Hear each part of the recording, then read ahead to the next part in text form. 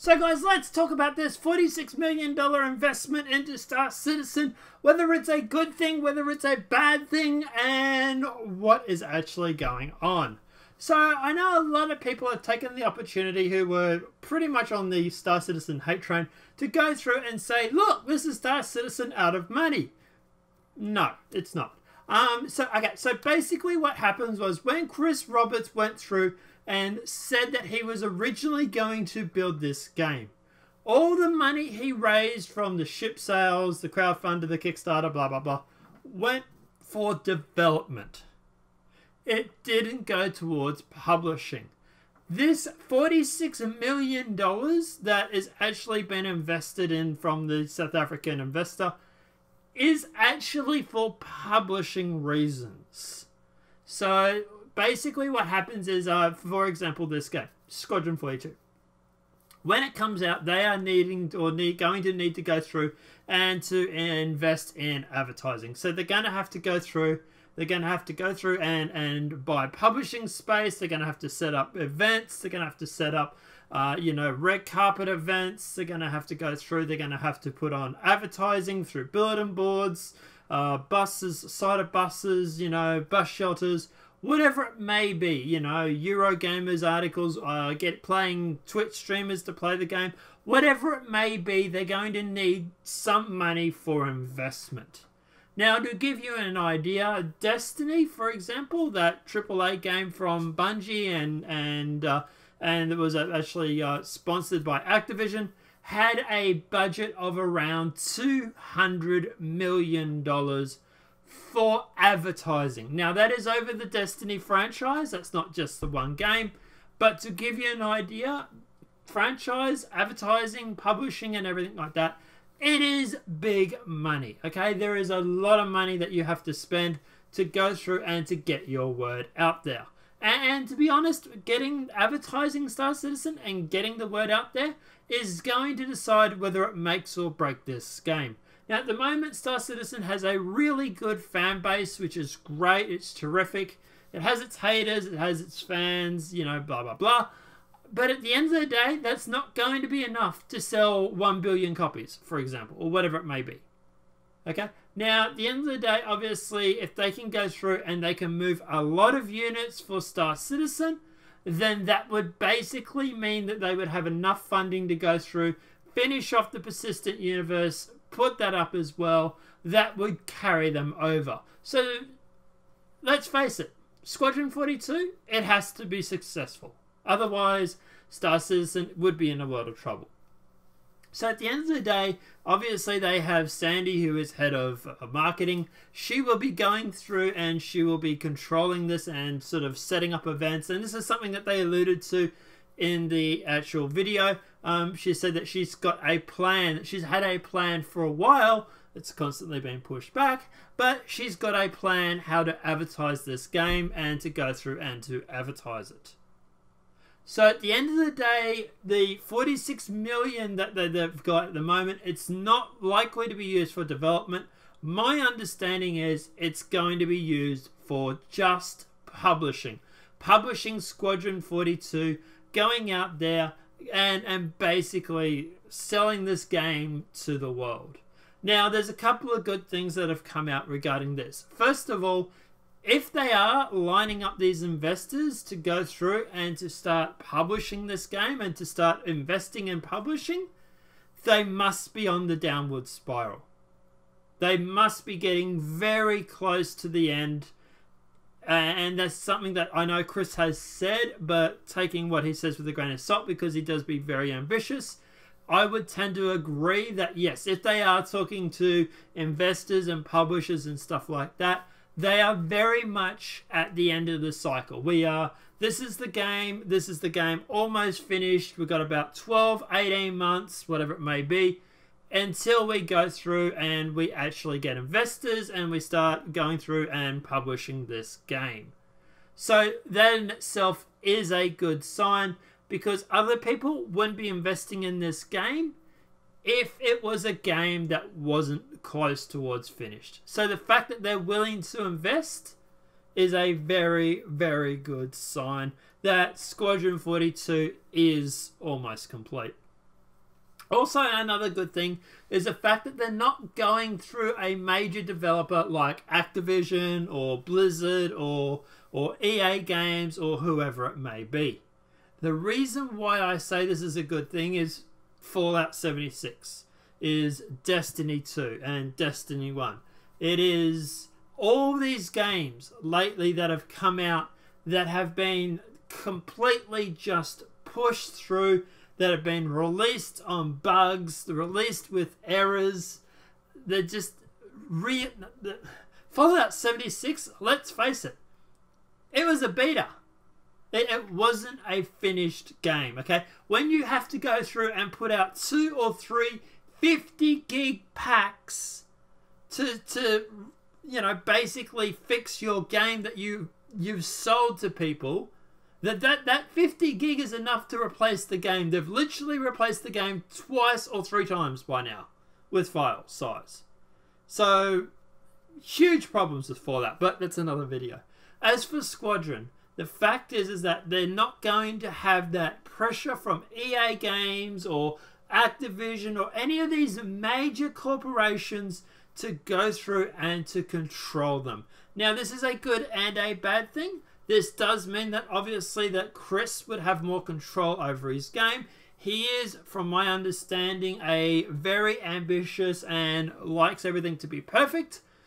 So yes, it is possible that the game might be slightly delayed even more because he is not happy with it. Where obviously if it was through a major publisher like EA or Blizzard or whatever it may be, then obviously they would be on his ass and just pushing this game out. That's sometimes a good thing, but it's also sometimes a bad thing. For example, Fallout 76. That's a bad case. Or Destiny 2, for example, being released because they were just trying to get it out. Now look, at the end of the day, that is obviously, it's half a dozen of one, 6 of the other. It really does depend on the situation.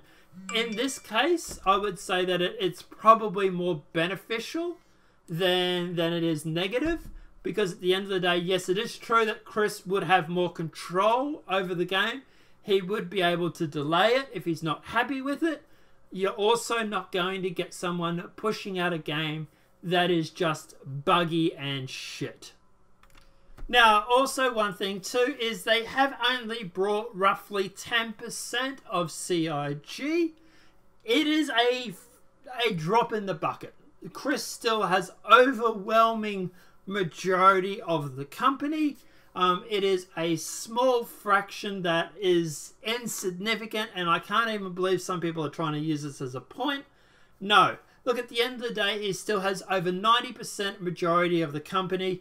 10% is minimal. And like I say, it is a good way for him to go through and raise funds for that publishing. Another thing also is that fact that he's not going to be hitting up the backers that have already supported this game through and through and asking them to go through and to donate even more money to help with the publishing. So that is a good thing as well. And also, if there is this backer, that obviously there is, but this backer going through and investing into Star Citizen, he obviously must A, respect the project, B, like what Chris is doing, and C, think it's a viable situation. This investor is a guy that built a media company up and sold it for millions. He is not a dum-dum. Okay? He did not get where he is today because he's dumb with money. He would have gone through, he would have done his due diligence, he would have gone through and made sure that all the crosses, the T's were crossed, all the I's were dotted, that this was something that he could see himself making some money out of. So I'm confident in the fact that he's also going through and throwing some money into this project. That in itself is also a good thing, because it does mean that there is a viable product that is gone through, that does have a solid foundation, and he must think that this is a good opportunity to make money. Otherwise, he would tell Chris to go and jump. So that in itself is also kind of reassuring too. Look, I don't want to get into personal details or anything like that, but some of my family members are very rich, and I tell you now, they would not invest in something if it was a pipe dream. So the fact that this investor has gone through and is actually doing this, I am actually reassured, due to the fact that he wouldn't be investing if it was just like I say, a pipe dream. As for the rest of the comments regarding this, CIG is not running out of money. They still have about $14 million in their bank account at the very least, not including money that they've raised from this year. Obviously not including any money from technology or deals or anything like that they've done. Obviously, you know, not including any money that's spent on staff or anything like that. So, yeah, look, at the end of the day, they've got $14 million left. Yeah, it's called running a company, dumbass. You have to go through and you have to pay staff, you have to buy buildings, you have to buy, set up corporations. There is a lot of money involved in all this. The fact that he is still $14 million in profit, at the least, from what we understand, is good. It is quite a decent sized buffer. And that is, like I say, not including any money they've sold from this year, any ships or any deals or anything like that they've got. And like I say, the fact that Crytek has virtually lost their court case. The judge has gone through and said, look, at the end of the day, you have this one narrow margin to have any dispute or any claims for damages. You also have to prove that a single copy of Star Citizen or Squadron 42 was sold to the public, which my understanding is hasn't happened. So look, yeah, at the end of the day, Chris Roberts is in a pretty good situation. He's cleared up his court case, or virtually cleared up the court case with Crytek. I would be very, very surprised if that isn't settled. I imagine Crytek is going through and trying to settle with Chris Roberts now. The fact that Crytek is so viciously going after all this intellectual property and everything that they've done obviously means that Crytek has seen, from my understanding, has seen the value of Star Citizen, has seen the value of all this coding that Chris and everybody has built. So they are obviously keen for that sort of stuff. So that's obviously good news as well, in the fact that obviously it has to be a decent project here. They've got investors that are obviously starting to throw money in for publishing. They have apparently a plan. Sandy has a plan that she already has in place. Look, at the end of the day, this whole Squadron 42, these financials, the financials being released to the public, everything like that. Sure, yeah, they probably released the financials to the public because of the fact that they were under pressure. Also, I imagine it's great for other investors to come through and to start investing as well. They can just basically say, here, look, we have financials, they're public, anybody can see them. That is a good selling point. So like I say, this is really good news for Chris Roberts. This is really good news for CIG. And I think a lot of the people that are jumping on this, they're running out of money, sort of bandwagon, they're jaded. They're jaded people who don't want this project to succeed, or want some opportunity to knock it because they're originally big backers that have got, you know, upset, whatever it may be, whatever reason they have.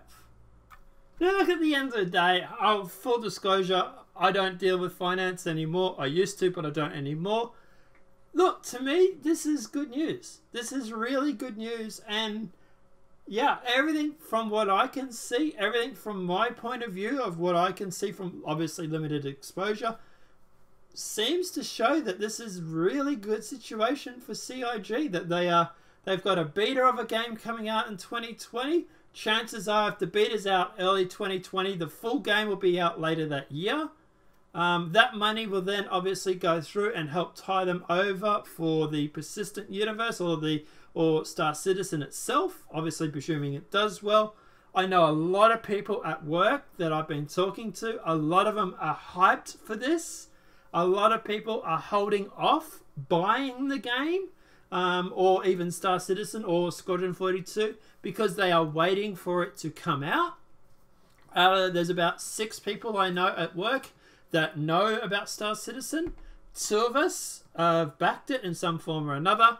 4 of them are waiting for the game to come out before they can go through and play it.